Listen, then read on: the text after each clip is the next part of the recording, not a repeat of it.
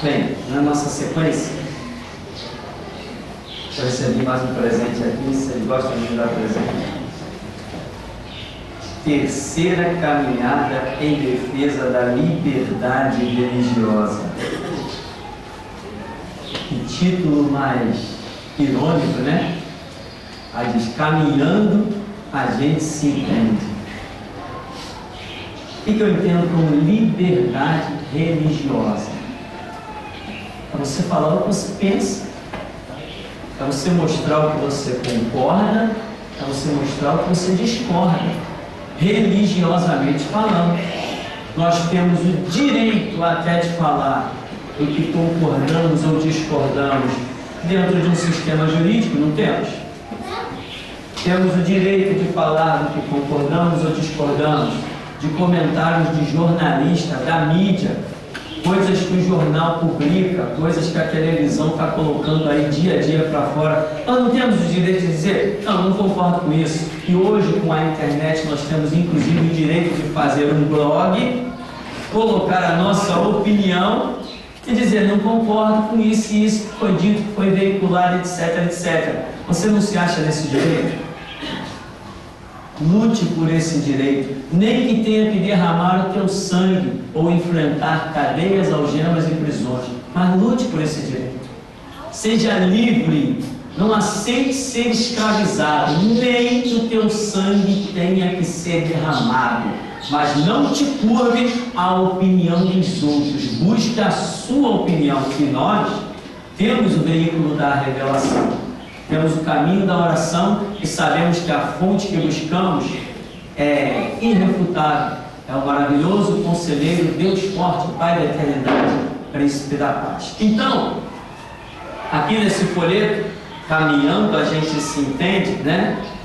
Tem a foto de um rabino, tem uma outra pessoa aqui, provavelmente uma muçulmana, toda coberta. Tem um menino com um monte de guia, deve ser daquelas coisas candomblé, babalorixá. Tem um padre que tem um aqui que parece uma cigana, uma foto de uma mulher que parece uma cigana, mas é a terceira caminhada. Nas outras duas que já passaram, aconteceu que teve lá no meio vários, entre aspas, pastores, vários, entre aspas, evangélicos, e estes com todos os sorrisos, né? Imagina, como é que eu posso dizer que está tudo bem para um rabino, que eu posso me relacionar religiosamente muito bem com ele, se ele está negando o meu Cristo? Eu posso me relacionar com ele como um ser sociável, né? Como um ser humano, beleza, vamos dar os braços e vamos passear juntos, mas religiosamente, não. Religiosamente, ele está num caminho que eu considero errado, equivocado, e eu estou no caminho que eu considero verdadeiro. Eu tenho experiência com Deus. A experiência que eu tenho com o meu Deus não está limitada a um livro. A Bíblia para mim é o básico, mas o que eu tenho de Deus na intimidade do meu quarto, isso é muito maior que a própria Escritura revela. Talvez aí esteja a palavra que Jesus disse assim, muita coisa tenho ainda para vos revelar, mas vós não podeis suportar agora. Talvez seja toda essa glória que Ele nos tem revelado na intimidade, que Ele tem feito com as nossas vidas, o que nós não havíamos nem suposto, como diz, Ele opera além do que pedimos ou pensamos. Então, nas outras passeadas, um monte de palhaço intitulado crente lá, hipócritas ainda por cima, porque dentro das suas igrejas, eles não admitem que os seus membros fiquem matando galinha, botando no alguidar com farofa e colocando na encruzilhada. Eles dizem que isto é pecado.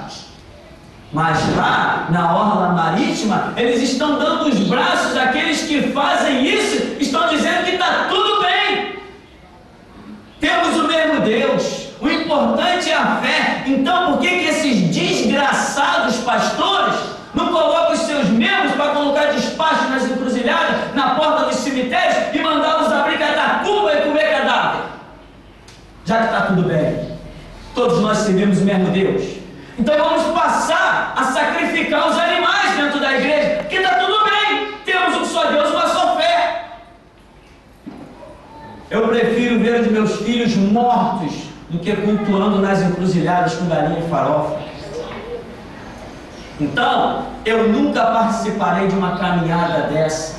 Caminhando, a gente se entende. Não se entende, não. Não se entende, não. A minha liberdade dada por Deus não é por Constituição. Me autoriza, como Jesus disse, pede por todo mundo pregar o Evangelho. A minha liberdade é de pregar o Evangelho. E o meu privilégio de encarar delegado, juiz, promotor, armas de traficantes e de polícia, isso é privilégio meu. E eu não abro mão desse privilégio. Então, não tem caminhada que a gente se entenda, não. Religiosamente, eu não concordo com o islamismo, eu não sou pedófilo, eu não sou estuprador. Eu não concordo com o judeu, porque eu não nego a Jesus Cristo, né? Aquele que foi crucificado pelos nossos pecados. Eu não concordo com os espíritas, porque esse negócio de botar trabalho nas encruzilhadas de galinha com farofa palpidar, isso é uma ignorância. Comer cadáver não é coisa para mim. Eu não concordo com o catolicismo, porque eu não sou adorador de boneco de gesso, nem rezo missa para morto. E eu não concordo com ciganos. Todo mundo sabe que o povo cigano é um povo ladrão, enganador, lendo as mãos lá, roubando o dinheiro do povo aqui no centro da cidade. Você passa ali perto do Campo de Santana, aquela multidão de mulher desocupada, que não tem o que fazer, não procura uma louça para lavar, não procura uma roupa para limpar, e fica ali mentindo que vai ler a mão. Ler a mão de quê? O que está escrito na mão? Então, essa caminhada aqui,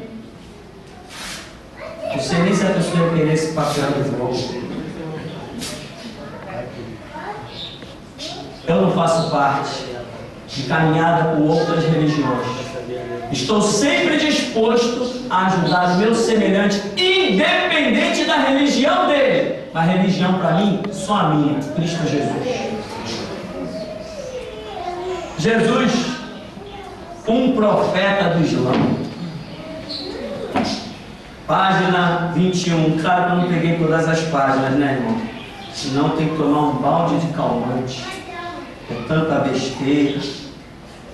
Página 21 aqui, diz: cristianismo, a crença inicial num só Deus, veio a corromper-se, tendo-se aceite, então, a doutrina da Trindade, a qual deu origem a uma confusão que afastou cada vez mais o homem da serenidade intelectual. Estão dizendo que a fé, a crença do cristianismo em um só Deus se corrompeu, porque nós demos origem à doutrina da Trindade. O que nós chamamos de Trindade? É o conhecimento que temos que é o Pai, amém?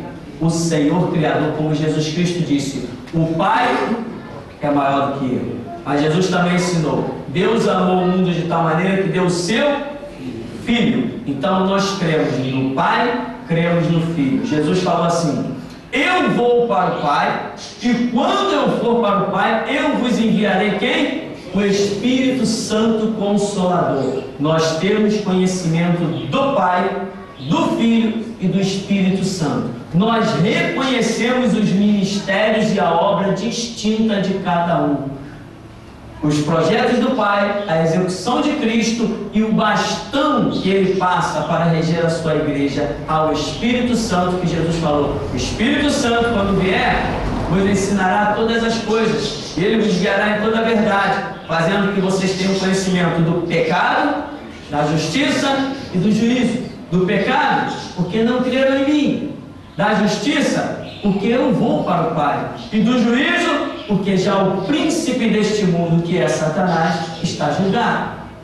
Então, nós temos o conhecimento, a revelação do Pai, do Filho e do Espírito Santo. A isso nós chamamos Trindade. Se quisermos riscar essa palavra do dicionário, riscamos, não precisamos falar Trindade. Isso é uma abreviação, um conteúdo literário, mas o importante é que nós sabemos que há o Pai, o Filho e o Espírito Santo. Amém? Como todos os apóstolos pregaram, e como Jesus ensinou, como os profetas falaram, e como desde Gênesis está escrito, que havia trevas sobre a face do abismo, e o Espírito de Deus pairava sobre a face das águas. Então nós temos conhecimento do Pai, do Filho, do Espírito Santo. Isso aqui não é nenhuma profanação. Isso significa conhecimento muito mais profundo do que alguém que apenas sabe que há um Deus perdido lá no céu. Então, essa páginazinha aqui, né? Só essa página por enquanto não presta. O resto a gente vai ver que não presta também, mas daqui a pouco eu vou rasgando uma por uma. Na página 29, tem mais uma aberraçãozinha aqui. Isso aqui é interessante. Jesus numa perspectiva histórica. Quanto maior o número de pessoas tem tentado saber quem foi realmente Jesus, mais tem sido descoberto que pouco se sabe sobre ele.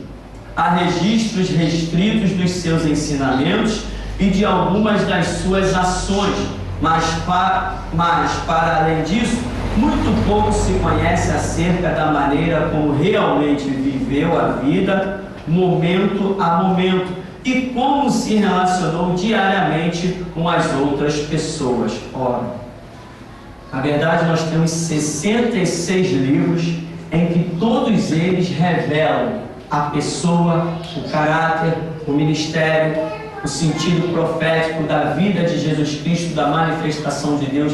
Então nós não temos pouco conhecimento, nós temos na verdade um conhecimento insondável, e ainda temos algo poderoso que é o nosso Deus, que é vivo e nos responde, nos ensina, em que ele diz: clama a mim, responder-te-ei, anunciar-te-ei coisas grandes e firmes que tu não sabes. Então, outra coisa, aqui está dizendo, não se conhece sobre a vida de Jesus. Ora, o que interessa?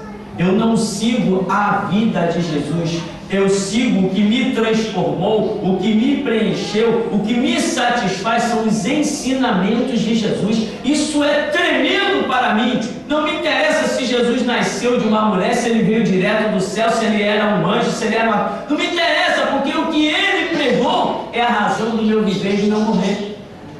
Eu tenho experiência com ele, né? Outra coisa, a Bíblia fala de um profeta desconhecido. O homem chegou, atravessou a cidade, profetizou contra o altar, viu os sinais, prodígios e maravilhas. Ora, a Bíblia não fala da vida daquele homem nenhum detalhe. Então a profecia dele não tem valor? Teve ou não teve? Foi ou não foi confirmada por Deus? Então, ainda que a Bíblia não contasse a história de Jesus Cristo, a sua profecia não fica desacreditada, porque dia a dia nós temos visto o cumprimento dela. Então aqui diz,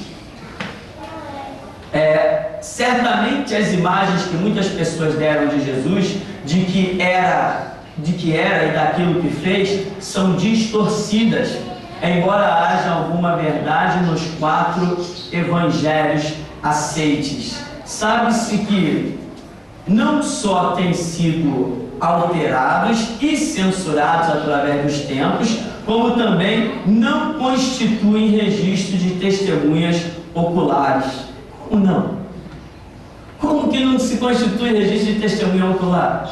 Olha para mim, eu sou um testemunha ocular da vida de Jesus Cristo. Eu aposto a minha vida que Jesus Cristo morreu na cruz. Aposto a minha vida que ele carregou aquela coroa de espinho e aquela cruz. Aposto a minha vida que ele foi posto num túmulo e na manhã do 3º dia ele ressuscitou. Eu sou um testemunho ocular. Muitos que lá de perto viram isso, ouviram, negaram. Eu estou aqui confirmando isso. Por quê? Porque o Espírito Santo testifica com o nosso espírito. O Deus que nós servimos, ele é vivo, e esta é a razão, a força da doutrina do Evangelho, que nós não vivemos pautados em um livro, nós vivemos pautados em experiências diárias, porque o nosso Deus é vivo e se manifesta todo dia. Então, olha o que eles dizem, a aberração não constitui registro de testemunhas oculares. Aí vai dizer, não, que o Evangelho de Marcos foi escrito não sei quantos anos depois. O de Lucas não andou com Jesus. Paulo não andou com Jesus. valor a palavra dele. Ué, e de quem tem valor a palavra? Dos muçulmanos, é a palavra deles que tem valor? De Maomé, um pedófilo, estuprador, é a palavra dele que tem valor? Então aqui diz: as coisas a respeito da vida de Jesus na Escritura foram distorcidas. Eu tenho que admitir que eu não tenho recebido todo ano uma visita do anjo Gabriel para rever os textos, né? Fazer o quê, né? Vai ver que foi distorcido, né? Graças a Deus eu não me chamo Maomé, Muhammad. Então aqui vai falando um monte de besteira, né? Aí fala Mateus, Marcos, Lucas e João. Eles contestam os evangelhos, dizem que tem alguma verdade, mas não é tudo verdade. E nós? O que nós achamos de Mateus, Marcos, Lucas e João? Lembra de Ezequiel capítulo 1? Lembra as profecias das 4 faces dos seres viventes? Eles nunca conhecerão isso, porque essa revelação não é dada a esses arrogantes, esses soberbos. A Bíblia diz: Pai, graças te dou porque ocultaste essas coisas aos sábios e entendidos e as revelaste aos pequeninos. Os evangelhos já eram um projeto de Deus revelado desde Ezequiel. Os 4 seres viventes, Mateus, Marcos, Lucas e João, nós sabemos disso, eles vão morrer sem saber. Ainda diz aqui, aí tem um detalhe que eles falam assim, nós descobrimos, foram eles, tá, irmão? Nós descobrimos que Jesus não era o Filho de Deus. Não, eles são demais. Eles devem possuir instrumentos poderosos de pesquisa, devem ser a ciência do primeiríssimo mundo. Eles descobriram que provavelmente eles fizeram um DNA e viram que o DNA de Deus não batia com o DNA de Jesus. Deve ser isso. Nós descobrimos que Jesus não era o Filho de Deus no sentido literal da palavra, mas tal como Abraão, Moisés e antes dele e Maomé. Imagina, comparar Jesus a Maomé é o cúmulo. Era um mensageiro que, como todos os seres humanos, necessitava de alimentos e ia ao mercado. Claro, pois essa é a glória da revelação que nós temos, em que Jesus não apenas se manifestou como o Filho de Deus, mas a Bíblia diz: o Verbo se fez carne e habitou entre nós. E quando ele encara o diabo como homem carnal, necessitando de respirar, necessitando das coisas da terra, ele faz uso da palavra, dizendo que o diabo está escrito, e ele põe o diabo para correr, porque ele vive o que está escrito, a exemplo do que nós fazemos hoje. Botamos o diabo para correr, porque aprendemos com o nosso Cristo, homem andando na terra, que fazendo uso da palavra, somos mais que vencedores. Então essa é a glória da revelação. Nós não estamos aqui buscando a divindade de Cristo sobre a terra. Nós temos vivido, temos visto e crido que o seu ensinamento é poderoso para botar o diabo para correr, para curar as nossas enfermidades, para nos abrir as portas dos caminhos e, sobretudo, nos dar unção, graça, autoridade, poder para desfazer as obras do diabo, como o islamismo, por exemplo. Aí eles dizem de novo: nós descobrimos que Jesus travou inevitavelmente batalhas contra outras pessoas cujos interesses estavam em conflito com o que ele ensinava, pessoas que não aceitavam a orientação que ele recebia. Mas a Bíblia não diz que o Filho de Deus se manifestou para desfazer as obras do diabo? Ele não disse: eu edifico a minha igreja contra as portas do inferno? Como é que Jesus ia chegar, ia se relacionar com os romanos que estão lá oprimindo Israel? Como é que Jesus vai se render a ditadores? Herodes queria matar Jesus, mas Jesus nunca fez nada contra Herodes, porque a doutrina de Jesus de libertação já era contra os conceitos de escravização que as nações tinham. Então, é lógico, nós hoje não estamos em guerra. Por acaso sou eu o pregador da paz?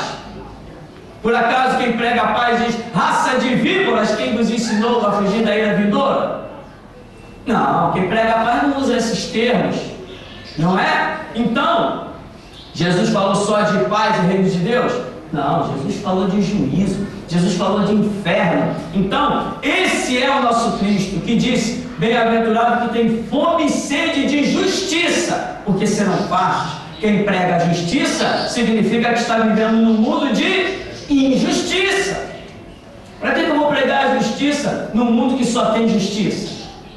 Ele disse: o mundo jaz no maligno. Então veja bem que os muçulmanos dizem assim: olha, nós descobrimos que Jesus não era filho de Deus, nós descobrimos que ele travou luta contra outras pessoas. Aí diz: e finalmente nós descobrimos que não foi Jesus quem foi crucificado, mas alguém que se parecia com ele. Sorria. Finalmente eu consegui arrancar um sorriso de vocês, né? Tudo, você viu, né? Nós descobrimos. Eles só não descobriram que eles vão queimar eternamente no inferno. Só isso que eles não descobriram. Mas o resto eles descobriram tudo. Inclusive descobriram isso, olha. Descobrimos, eles, os muçulmanos, né, o islamismo, que não foi Jesus quem foi crucificado, mas alguém que se parecia com ele. Caramba, aí eu não tenho mais o que dizer. Aí eles contam aqui as maneiras como as pessoas da época, não sei como que eles conseguiram esse retrato falado, como as pessoas descreviam Jesus, como um soldado romano descreveu Jesus. Imagina se tinha algum soldado romano preocupado em descrever Jesus. O homem já tinha feito mais de 3.000 crucificações, Jesus era apenas mais um, e ele vai: não, eu vou descrever, me dá um papel e caneta aí. Ele tem 2 olhos, ele tem uma boca, ele tem um nariz, ele tem 2 ouvidos, ele tem cabelo. Islamismo é digno de piada, ironia, zombaria. Então, meu irmão, tudo eles que descobriram, né? Eu estou aqui na página ainda, deixa eu ver, ainda tem mais um pouquinho aqui. A página 45 aqui, para nós encerrarmos. Diz assim, olha, presta atenção. A prisão, o julgamento e a crucificação estão rodeados de tantas contradições e mal entendidos que é extremamente difícil destrinçá-los e conseguir penetrar no sucedido, de modo a aprender o que realmente aconteceu. Pensamos que o governo romano foi bem sucedido na utilização dos serviços da pequena minoria de judeus que esperavam beneficiar com a continuação do governo romano em Jerusalém. Primeiro eu quero dizer o seguinte: eu sou plenamente a favor da liberdade de expressão em qualquer sentido, inclusive religiosa. O que eles estão fazendo aqui, eu sou contra, mas eu lhes asseguro com a minha vida o direito de fazer. As aberrações que esses muçulmanos estão se infiltrando no Ocidente, estão fazendo, você vê que aqui eles estão querendo acabar com o cristianismo, não é verdade? Não, quem foi crucificado não foi Jesus, era o sósia dele, era o Crone, era o irmão gêmeo, sei lá quem era. Nós discordamos, nós zombamos, nós vamos combater? Sim, mas eu sempre vou dar a eles o direito de dizer e escrever o que bem quiser. Assim como eu me darei o direito de escrever, dizer o que bem quiser, inclusive rasgar o Alcorão quantas vezes eu quiser. Eu dou esse direito a eles, porque eu também tenho esse direito. Então, ele diz aqui que a crucificação está rodeada de contradições. Aí ele diz assim: Judas Iscariotes, um discípulo de Jesus, deixou-se persuadir pela promessa de receber 30 peças de prata, se através da sua ajuda Jesus fosse preso, de modo a evitar qualquer outro problema. Foi decidido esperar pela noite. Ao chegar ao local onde Jesus tinha ido com alguns seguidores, Judas tinha ordens para beijar Jesus, para que os soldados romanos estrangeiros o pudessem identificar. Porém, o plano foi mal sucedido, pois quando os soldados surgiram na noite, seguiu-se um tumulto. Os 2 judeus confundiam-se no escuro. Para, continua. Estou chorando,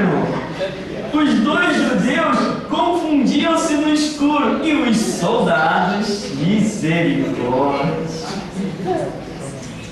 erradamente prenderam Judas em vez de Jesus. Isso é islamismo, irmão. Fazer o quê? Deste modo, foi possível a sua fuga. O Alcorão diz: eles não o mataram nem o crucificaram, apenas lhes foi sugerido isso através de uma ilusão. Deixa eu explicar melhor a história. Deixa eu explicar essa ilusão aí. O que aconteceu? Judas era de noite, teve que chegar muito perto. Quando Judas vem beijinho Jesus, aí eles têm um tumulto e os soldados, ao invés de pegar Jesus, pega Judas. É demais, mas o que acontece? Aí eles dizem: o Alcorão diz, isso foi sugerido através de uma ilusão. Antes, nesse lixo deles, nesse livro aqui, Jesus, um profeta do Islã, antes eles contam histórias da infância de Jesus. Por exemplo, eles contam que Jesus tinha a mania de, no colégio, dizer para os alunos o que o pai estava fazendo em casa. Então, por exemplo, ele chegava para um aluno e dizia assim: olha, teus pais estão fazendo a seguinte comida. Aí quando o aluno chegava em casa, dizia: pai, vocês estão fazendo a seguinte comida. Jesus me contou. E Jesus ia lá para confirmar a história. Então, isso é islamismo, né, irmão? Fazer o quê? Eu sou obrigado, eu estou aqui na frente, né? Fazer o quê? Tem que ministrar isso aí para você. Desculpa tomar o seu tempo hoje, mas fazer o quê? Pelo menos você se distrai um pouco, sorrir um pouco. Coisa que quase a gente não tem por aqui, né? Então, quando Jesus chegou na casa, os pais esconderam o menino, se escondeu um grupo de pessoas dentro de uma casinha. Aí Jesus chega e pergunta: cadê o fulano? Aí alguém responde assim: não está aqui não. Aí Jesus falou: então, quem é que está dentro dessa casinha? Aí, desse barraco aí. Aí a pessoa disse assim: não, quem está aí são os porcos. Aí Jesus disse assim: ah é? Então seja conforme a tua palavra. Quando abriu-se, as crianças tinham se transformado em porcos. História do Alcorão, história de islamismo. Aí então, quer dizer, eles vêm contando várias dessas historinhas para dizer que Jesus tinha esse poder da ilusão, esse poder dessa transformação. Depois lá eles fazem isso quando diz no momento da crucificação. Jesus dá um truque de mágica, um truque de ilusão, e o que faz? Faz Judas ser crucificado no lugar dele e ele foge. Aí, como a Bíblia diz que Judas suicidou, você vai ver Jesus se suicidou, né? Fazer o que, né, irmão? Então, isto é islamismo, um lixo que está invadindo o Ocidente. Vai conseguir sim o seu espaço, claro, se o catolicismo está aí, se a macumba está aí, a quimbanda, a umbanda, se está tudo isso aí, qualquer doutrina lixo, o PT não está aí com o comunismo, qualquer lixo sempre encontra uma cabeça desavisada. Mas nós podemos dizer que até aqui nos tem ajudado o Senhor. Tem perguntas na internet? Não? Alguém tem pergunta para nós fecharmos nesta manhã? Nenhuma? Bom, vamos ficar por aqui então. Vamos editar esse vídeo bonitinho e vamos botar de presente na internet. Quem sabe algum islamista se sinta ofendido e queira falar alguma coisa. Vamos ouvir então? Só mais um instante então. A pergunta do Romo, lá de Santa Catarina. Ele diz assim: na escatologia, o islamismo tem um ponto importante no tempo final com relação às profecias de Apocalipse. Não, ele está perguntando se o islamismo tem um ponto importante no tempo final com relação às profecias de Apocalipse, ou é só mais um dos aliados de Gog na sua investida, ou algo a mais? Profecias dos tempos finais, para mim, é Apocalipse. Não cabe nenhum espaço mais ali. Nós vemos a coisa detalhe por detalhe, né? Juntando com alguns detalhes lá de Ezequiel, né, aquelas coisas que falam de Gog, Magog, Ezequiel 37, Ezequiel 38, aquele cenário todo. Então, essa parte de final dos tempos, nós vemos isso completamente, detalhadamente explicado na própria Bíblia. Então, o islamismo, para mim, ele compõe um grupo, sim, que estará no final marchando contra Israel para arriscar Israel no mar. É isso que eu vejo. E Israel que se cuide, porque essa vai ser a história dele. Eles vão ter que clamar e clamar muito, chorar lágrimas de sangue. E quando Israel entender que tem que clamar pelo nosso Messias, Yeshua HaMashiach, Jesus Cristo Messias, aí virá o livramento deles.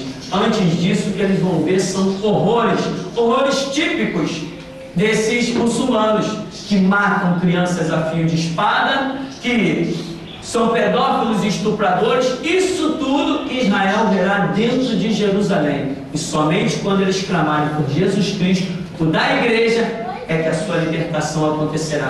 Jesus pisará neste século sobre o Monte das Oliveiras para dar livramento à nação de Israel. Antes, porém disso, a igreja já terá sido arrebatada. Amém? Vamos chegar para aqui em nome de Jesus? Deus vive todo-poderoso, nós te glorificamos, nós te bendizemos, ó Deus. Nós te damos graça porque o nosso entendimento não é mais escravo. Nós te damos graças porque a unção que está sobre nós despedaça todo julgo. Ó Deus, julgos que nos impediam de compreender, julgos que nos impediam de falar e libertar outras vidas. A tua unção é poderosa, não que sejamos capazes, mas o Senhor é quem nos capacita. Nós te pedimos, pois, dia a dia, a porção dobrada, para que o teu nome seja glorificado, Deus, e se preciso for dar continuidade à mensagem do Evangelho, regando-a com o nosso próprio sangue, aceita-nos, Deus, eis-nos aqui, mas, ó Deus, transtorna a terra através de nós, para que todos saibam que verdadeiramente ainda há um povo que cultua um Deus verdadeiro. E assim nós te damos graças nesta manhã, em nome de Jesus. Amém.